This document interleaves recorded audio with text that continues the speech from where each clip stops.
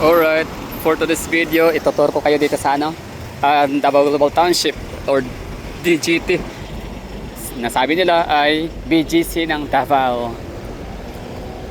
Siguro dahil nga mixed use development, merong university, merong hospital, merong mga lifestyle mall, mga sports complex, so ano pa mga facilities na meron dito and amenities na meron na rin sa Davao Global, sa may BGC or Bonifacio Global Taguig City ng Taguig. So ibig sabihin ho noon ay maaring sa sukat lamang sila may pinagkaiba, ganyan. So dito tayo sa Davao Global Township. Ito ay 25 hectares ha. It's a business venture or joint venture ng Civil Land Master and family ng Villa Abrele. Villa Abrele, isa na yan sila mga old money sa Pilipinas, Davao. So isa yan sila sa mga luma ng mga tao, citizen ng syudad. Mas una pa yan sila sa mga Duterte family dito sa Davao City. So ang ganda lang ng view dito kasi dito mo rin makikita ang mga luxury cars. Ganda tignan, di ba? Nice one. So far, ang pinakaunang establishment dito na naitayo nila or nag-open ay ang Shuttle's Best Coffee. Tama, yan Shuttle's Best Coffee. Maganda yun ang maraming CR. Isa yun talaga sa pinaka-importante kapag coffee shop. Dapat meron ka talagang sapat na space para lagyan ng mga CR, toilet. Ito naman yung first ever na McDonald's sa Mindanao or sa Davao na lang siguro. Hindi ko kasi alam, baka mayroon ng ganito sa Zamboanga City, Cagayan de Oro City, na McDonald's drive-thru na napakaganda, napakalawak ng space. Tapos ito merong bike, tawag dito, wala lang, ano ba meron ngayon, Sunday. So tahimik na panahon habang binabagyot, inuulan ang Metro Manila at Calabarzon at saka Central Luzon. Central Luzon, yun po yung sa mga hindi familiar sa geography. Ang Central Luzon ay binubuo siya ng at least Bulacan and Pampanga. Hindi ko na alam yung iba pang probinsya. Maaring La Union, maaring Nueva Ecija, Nueva Vizcaya. Let me know in the comment box kung ano pa yung may dadagdag dyan na probinsya ng Central Luzon. Pero yung Calabarzon, familiar ko yan kasi nga di naman yan malayo sa Maynila. So it's Cavite, Laguna, Batangas, and Quezon Province, tsaka Rizal. So yung 5 probinsya na yan ay inuulan siya ngayon, binabaha, maraming mga stranded, maraming mga nalulubog sa bahang mga lugar. Tapos dito sa Davao City, napakaganda ng klima namin. Ito mainit yung araw pero hindi siya humid, so gusto ko tong ganito lang, may hangin, presko, tama lang, tamang timpla. So ito yung Global Township na pwede nyo puntahan din, magtambay, pumasyal dito, kumain sa McDonald's, uminom ng kape, hot or cold sa may Shuttle's Best Coffee. Tapos punta naman tayo sa kabilang portion dito sa tinatawag Lifestyle Mall. Tama ba? Lifestyle Mall. Merong mga boutique, mga restaurants, mga fancy ang mga restaurants din dito, mga luxury dining experience. So ngayon ginagawa pa lang itong Lifestyle Mall o ano ba tawag dyan, Shopping District of Davao. Experience life made amazing. So dito 24/7 na rin siguro silang open, just like Ashwila Cove. Siguro sa mga regular kong mga viewers ho dyan, pansin nyo, napapadalas lagi yung tambay ko sa Ashwila Cove. So kahit paano ay makukumpare ho ninyo ngayon sa ating experience dito. DGT, Civil Land Master, we build with you in mind. Yes naman, Realty and Development Corporation. Parang yun yata yung company na pagmamayari ng Villa Abrele family dito sa Davao City. Pero daw sure doon medyo wala ko masyadong idea about sa mga businesses ng Villa Abrele. Ang pagkakalam ko lang, lumad yan sila. Hindi sila lumad literal na indigent, kundi sila ay matagal nang nakatira sa Davao City. Dito sila pinanganak, yung kanilang mga lola hanggang sa yun. And there is history kung bakit sila isa sa pinaka hindi sila ganun kayaman, like nagkakaroon na sila ng maraming property, lupa sa Davao City. back in the days na di naman talaga naablo. So katakalain na darating yung time pala ay magiging ganito siya ka valuable, mahal pa sa gold ang value ng lupa nila. Anyway, so ito, Davao Global Township. So maganda siya kasi kahit araw pwede ka nang tumambay dito, unlike nung mga nakaraang taon, 2 taon na soft opening lang sa lugar. Hindi mo talaga may enjoy to kapag araw kasi nga mainit, wala kang makikitang mga punong kahoy. So enjoyable lang siya kapag kagabi, pero pag araw hindi, kasi nga tirik yung pag broad daylight tirik yung araw, tapos walang makakapag-retain ng hangin, hindi masisirculate yung fresh air dito kasi walang mga dahon, walang punong kahoy. Pero ngayon meron na. So ito yung dati dito, tour update sa Davao Global Township. Dito na din tayo noong nakaraang araw or mga 1 linggo na nakalipas siguro. Dito na tayo na kumain, pero gabi kasi yon, maulan pa, so hindi tayo masyadong nakapag-explore sa kanilang mga facilities. Yun. So this time parang mai-enjoy na natin ang paglalakad dito sa kanilang DGT Center, a commercial component of Davao Global Township, a joint venture under Yes Health Realty and Development Corporation and Cebuland Master. Yan, joint venture.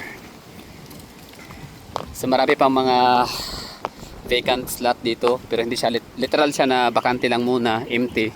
Pero hindi na yan bakante. So that's occupied. In fact, yung mga mga unit ay sold out na. So ito yung latest update sa mga nakakabili, sa mga nakakuha ng unit dito sa DGT. So no worry list na siguro kayo, no? Wala na dapat ipangamba kasi ito na nga, wala na ito atrasa, no? It's a point of no return.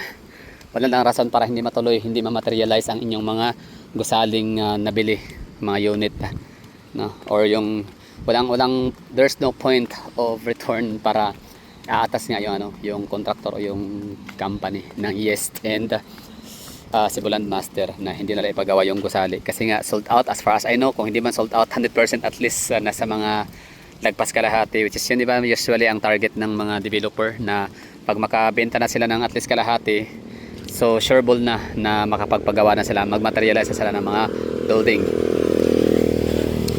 Tapos ganda dito, ayun, may mga nagpapahinga mga taxi driver, oh. Nice one. So yan ang maganda to kasi walang bawal. Siguro baka ngayon wala pa, pero I don't know. So ito yung lugar, ganda, di ba? So sa mga nakabili, ito yung update ng inyong lugar. Ito yung magiging nyo, balang araw, magiging residential area. Ito yung magiging tahanan ho ninyong ganda.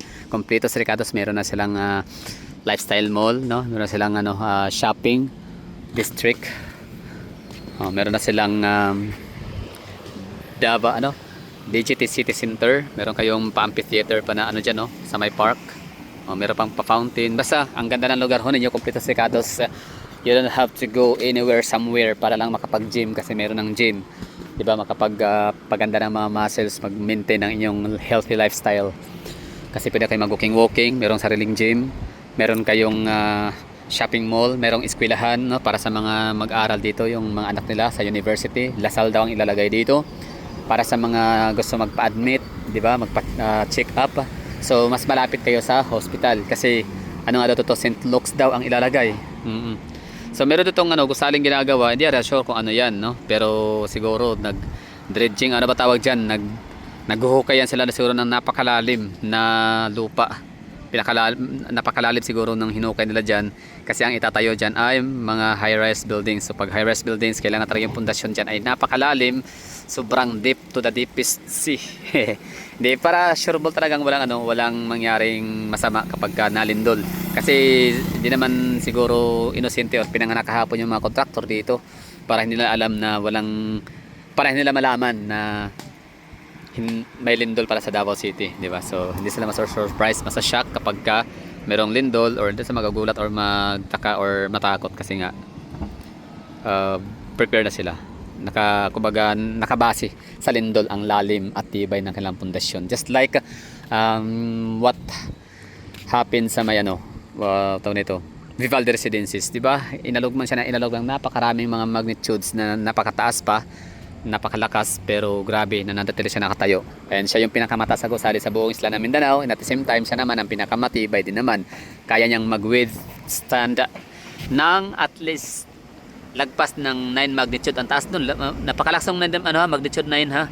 Pero kaya niya daw i-withstand yun, edi mas maganda pa ganun.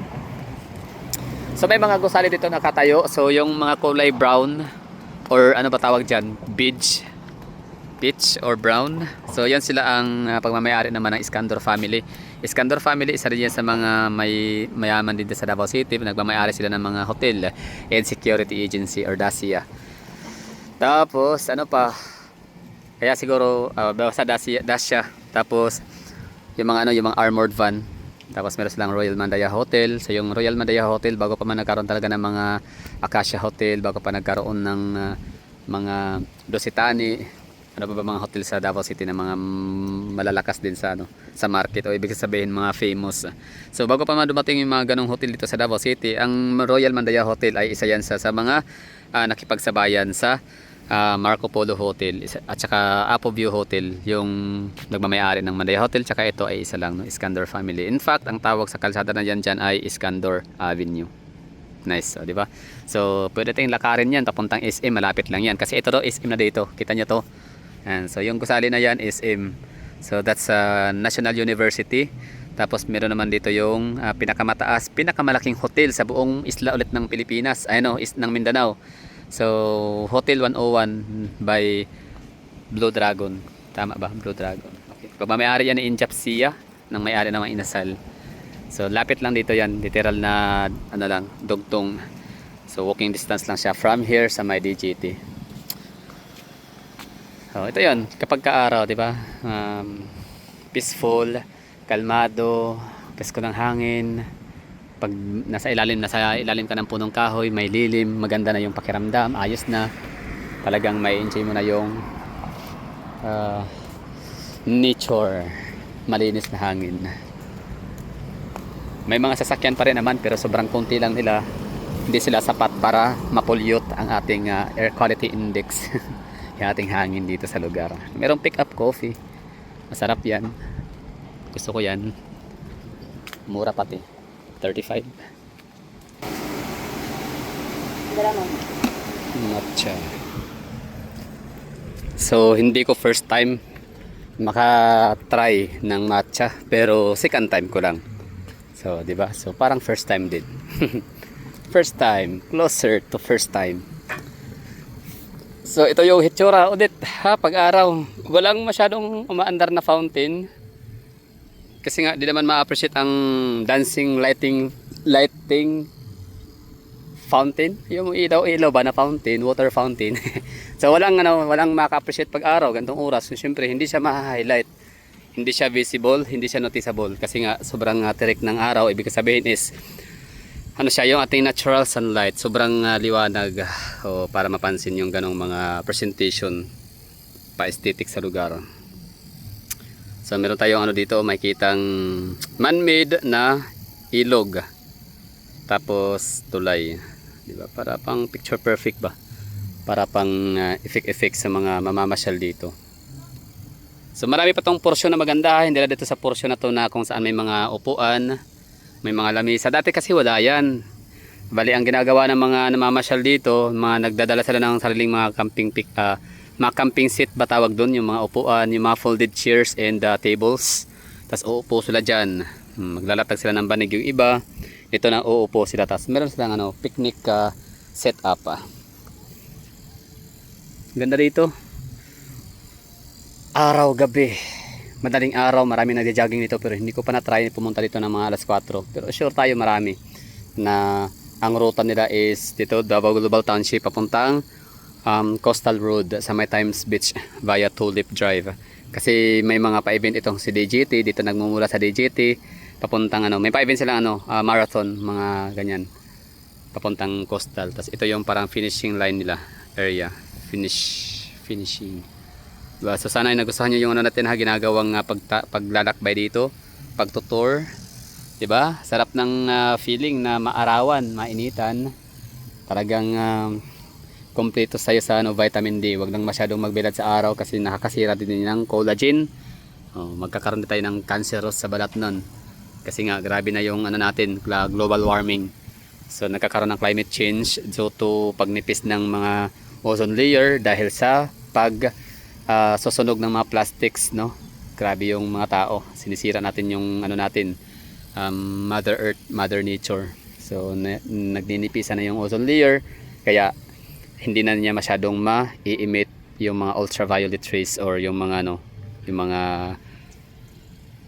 radiation ba tawag diyan, basta hindi na niya ma-filter, hindi niya na tayo kayang protektahan sa mga ganong ano, mga ultraviolet rays, yung ating ozone layer, kasi nga butas na siya, or hindi man butas pero nipis na.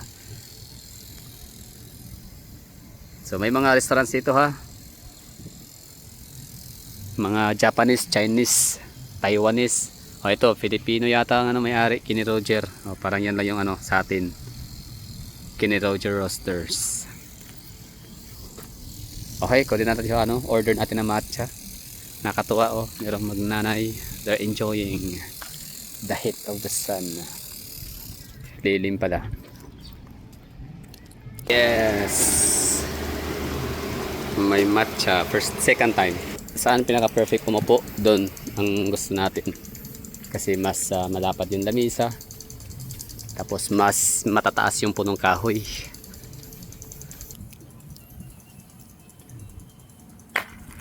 Yan.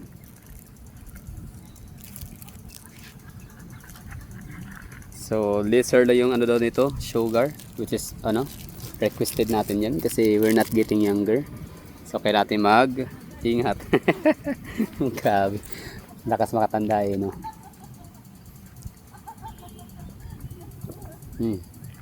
Sarap. So, di ba? Kulay green ang pag-asa natin.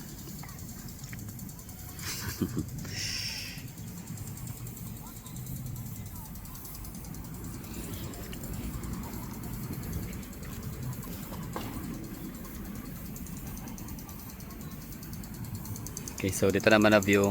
Yan. Ganun pa rin, no? Kay Iskandar family. Tas SM nga sa likod. Hindi ko alam kung kaya natin siyang lakadin. Mainit ngayon. Huwag na lang, ba't tayo maglalakad? Pwede namang magano, sasakyan, di ba? Wala naman tayo sa ano? Wala naman tayo sa isla or malayong kabihasnan or bundok or lugar na malayo sa kabihasan para dito sumakay, no? Hindi na siya tamang oras para maglakad.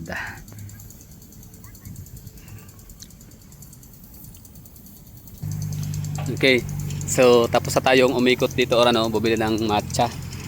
Sarap siya, no? So hindi naman daw pala siya, no? Meron naman daw siyang ano, health benefits. So meron bang nanonood dyan sa akin ngayon na mahilig sa matcha? So ano ang rason ba't nyo nagustuhan? Ako gusto ko yung matcha talaga. Nung una kong tikim, sabi ko na darating yung time na bibili ako ulit nito kasi masarap siya, tapos mapait, di ba? So dito tayo sa pavilion. Yan, kung saan matatagpuan yung mga restaurants na matatawag nating mga luxury na rin yung experience.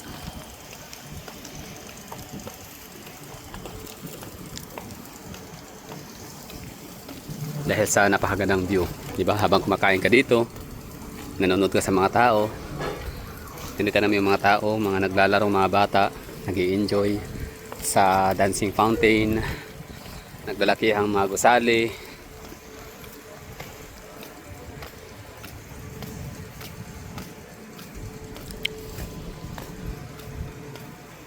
Diba? So napakagandang experience. Tapos tanaw mo rito yung SM, Inyo, Double Dragon, Hotel 101.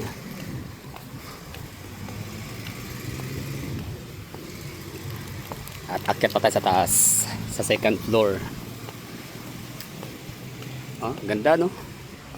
Nice one. Only here in Davao City. Basta marami tayong mapupuntahan mga ganito, mga mixed development na kung saan may enjoy ho natin yung payapa, malinis, tahimik na lugar. Walang masyadong maraming masasakyan.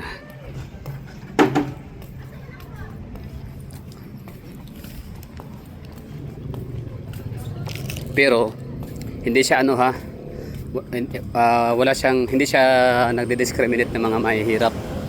Unlike dun sa BGC, daming kong mga napapanood na mga viral videos na pinapalabas ng mga gwardya ang mga nakatsinilas lang, mga inappropriate daw yung mga damit, kasuotan.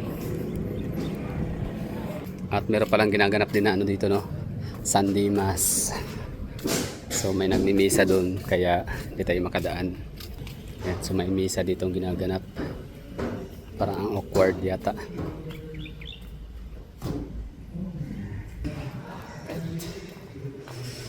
Nasa ano na tayo, roof deck.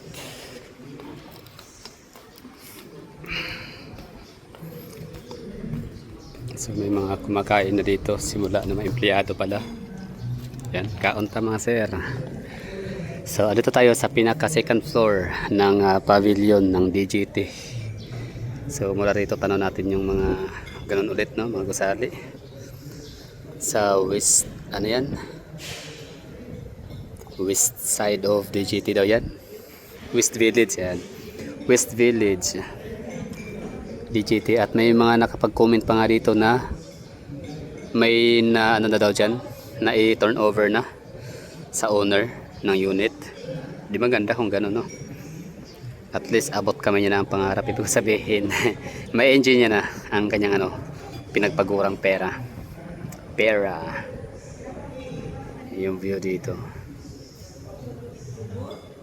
At madadagdagan pa yan kapag lahat ng mga dito ay mga gusali ay mamaterialize na.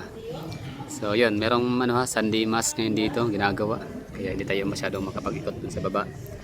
Kaya dito na siguro yung video ho natin. Maraming thank you sa pagsama. Sana yung nagustuhan ho ninyo, sana nag-enjoy ho kayo sa ating ginawang quick tour or Davao Global Township update tour.